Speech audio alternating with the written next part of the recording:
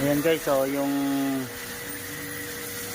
Samsung na inverter wall type yan.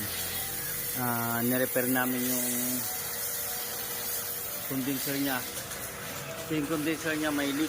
Ayan, dalawa kabila ang kanto. Ayan. So, pero okay na, nahinang na yan. Ayan, ayan pa yung pressure nya. Hindi na 200 may gate. So, ayan yung leak nya.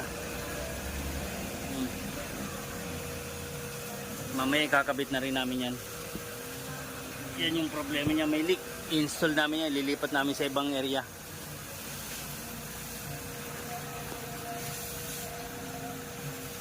Ayan. So ayan guys, binubuo na namin yung outdoor